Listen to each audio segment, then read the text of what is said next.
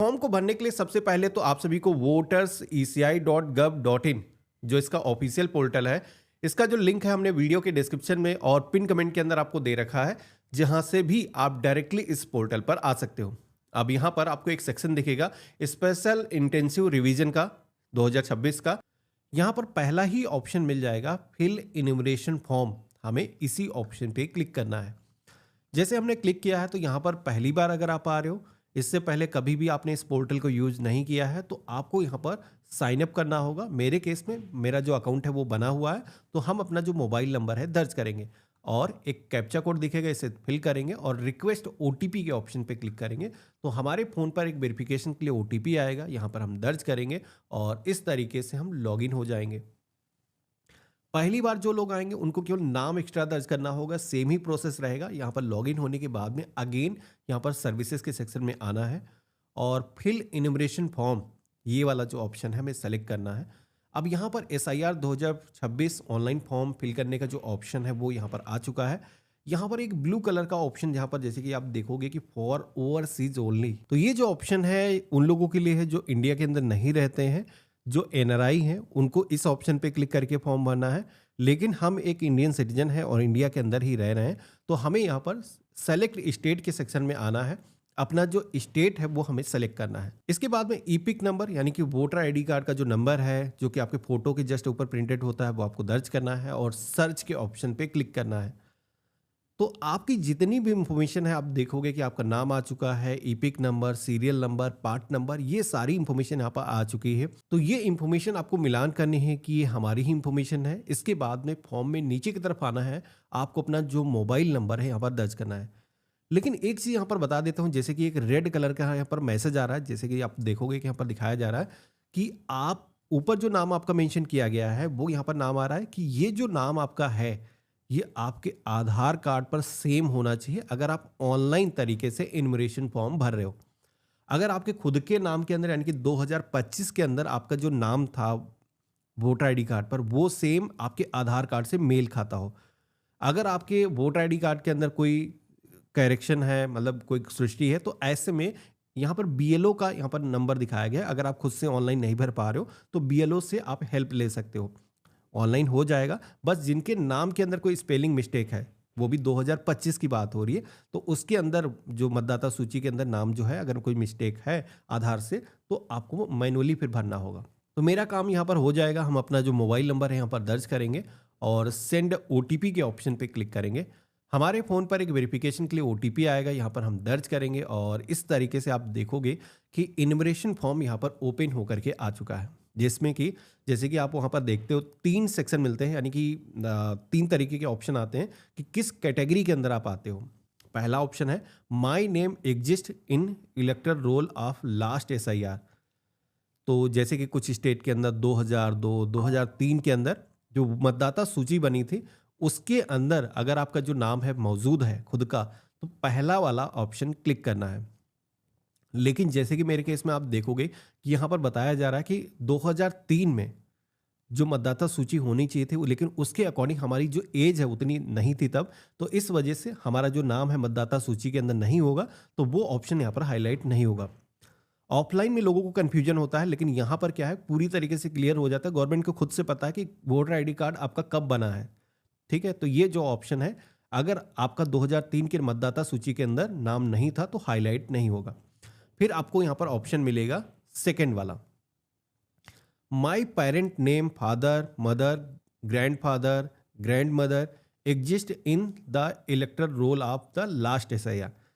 तो ये जो ऑप्शन है आपको सेलेक्ट करना है। अगर आप अपने रिलेटिव जो हैं, जैसे कि आप माता पिता का जो वोटर ID कार्ड का जो नंबर है, डिटेल है, दर्ज करना चाहते हो, SIR की जो इन्फॉर्मेशन है जो वोटर लिस्ट के अंदर आपने देखी है वो आपको यहाँ पर फिल करना है, तो ये वाला जो ऑप्शन है सेलेक्ट करना है, जिसमें कि माता पिता हो गए या फिर आपके दादा दादी भी हो सकते हैं जिनका नाम लास्ट SIR 2003 की मतदाता सूची के अंदर शामिल है, तो उनकी डिटेल दर्ज करने के लिए सेकंड वाले ऑप्शन पे क्लिक करना है।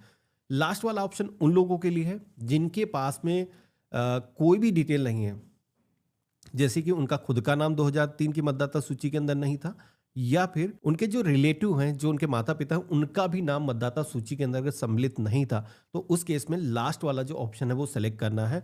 लेकिन लास्ट वाले ऑप्शन के अंदर अभी तो वैसे गवर्नमेंट कोई डॉक्यूमेंट नहीं मांग रही, आगे चल करके आपको दस्तावेज देने की जरूरत होगी। लेकिन पहला और सेकंड जो ऑप्शन मिलता है, इसमें कोई भी दस्तावेज देने की जरूरत नहीं है। थोड़ा सा प्रोसेस लंबा हो गया समझाने में, लेकिन ये ज़रूरी इंफॉर्मेशन है, लोगों को अक्सर पता नहीं होता है। तो यहाँ पर जैसे कि हमें अपने रिलेटिव की इंफॉर्मेशन दर्ज करना है, माता पिता की इंफॉर्मेशन दर्ज करना है, तो सेकंड वाले ऑप्शन पे क्लिक करेंगे। एक अच्छा क्वेश्चन और भी आता है कि अगर कोई महिला है तो उसके केस में क्या होगा। तो देखो, महिला हो या पुरुष हो, मेन है जन्म किसने दिया है ना, तो मम्मी पापा की ही डिटेल दर्ज करनी है। अगर वो महिला शादी के पहले कहीं दूसरी जगह पे थी, वर्तमान में जहां पर है वहां पर आपको इन्विटेशन फॉर्म भरना है। लेकिन पुराने वाले वोटर लिस्ट यानी कि 2003 के अंदर अगर वो मतदाता थी, जैसे कि एग्जांपल लेते हैं, अभी उसकी शादी लखनऊ के अंदर हो चुकी है, पहले वो गुजरात के अंदर रहती थी, तो गुजरात की वोटर लिस्ट आपको देखनी है। वहां पर अगर उसका नाम सम्मिलित था या फिर उसके मम्मी पापा का नाम सम्मिलित था, तो वहां से डिटेल निकालनी है और इस फॉर्म के अंदर फिल करना है। अब यहाँ पर आपको सबसे पहले तो स्टेट सेलेक्ट करने के लिए बोला जाएगा, तो ये स्टेट 2003 वाला सेलेक्ट करना है जहां पर भी आपका नाम था, हमने सेलेक्ट कर लिया है।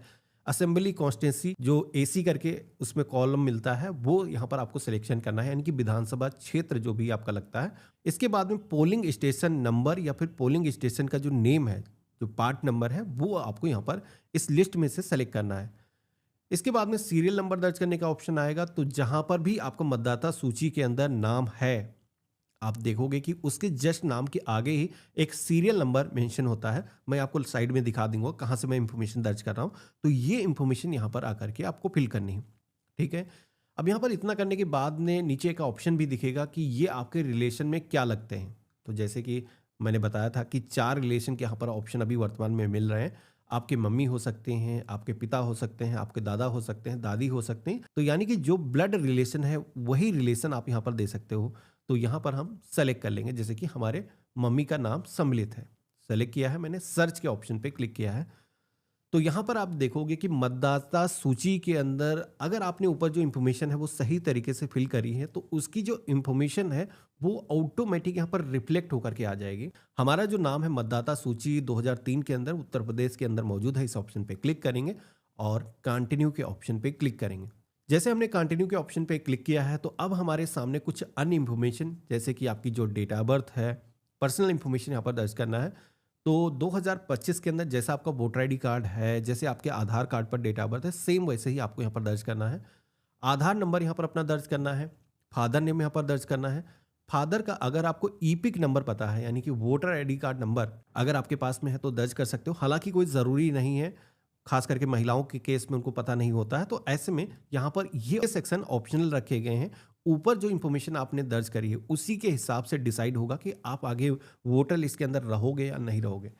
तो जैसे कि यहाँ पर हम पिता का जो ईपिक नंबर है अगर मौजूद है यहाँ पर दर्ज करेंगे। इसी के साथ में मदर के सेक्शन में आना है, सेम उसी तरीके से नाम और ईपिक नंबर यानी कि वोटर आईडी कार्ड नंबर यहाँ पर दर्ज करना है। इसके बाद में स्पाउस नेम के सेक्शन में आना है। यहाँ पर आपको जीवन साथी का जो नाम है, जैसे कि कोई महिला अगर फिल कर रही है तो वो अपने पति का नाम फिल करेगी, पति फिल कर रहा है तो उसे अपनी पत्नी का जो नाम है यहाँ पर दर्ज करना है। इसी के साथ में उसका जो ईपिक नंबर है अगर आपके पास में मौजूद है तो यहाँ पर आपको दर्ज कर लेना है। अगर मौजूद नहीं है तो आप इसे ब्लैंक भी छोड़ सकते हो। प्लेस आप सबमिशन के सेक्शन में आना है, जहां से भी आप ये फॉर्म भर रहे हो, अपना जो वर्तमान स्थान है, अपने गांव का नाम, अपने तहसील का नाम आप दर्ज कर लेना। और इसके बाद में आप सभी को अपलोड फोटो की टैब पे आना है।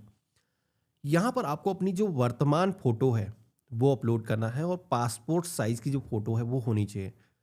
यानी कि ऐसी कोई सेल्फी मत अपलोड कर देना, जैसे एक प्रोफेशनल फोटो होती है वैसी अपलोड करना है। मैं एग्जांपल के लिए आपको स्क्रीन पे दिखा दूंगा। पासपोर्ट साइज की फोटो यहाँ पर आपको अपलोड करना है, जिसका जो साइज है मैक्सिमम 2 MB होना चाहिए। आज की डेट में मोबाइल फ़ोन में 5-5 MB की फाइलें बन जाती हैं, तो ऐसे में इसको रिसाइज कर लेना है। PI7 करके एक वेबसाइट है, जहाँ पर जा करके आप अपना जो फोटो है वो सेलेक्ट करोगे, उसको क्रॉप कर सकते हो। जिस साइज़ का यहाँ पर फोटो चाहिए आप सेलेक्ट कर लेना। तो अगर साइज़ ज़्यादा है तो वहाँ से कर सकते हो, नहीं तो डायरेक्टली भी आप यहाँ पर अपलोड कर लेना। और इस तरीके से आप देखोगे कि ये भी सेक्शन हमारा कंप्लीट हो चुका है। अब फॉर्म में हमें नीचे की तरफ आना है। सारी इंफॉर्मेशन हमने दर्ज कर दी है। सबमिट की टैब पे क्लिक करेंगे।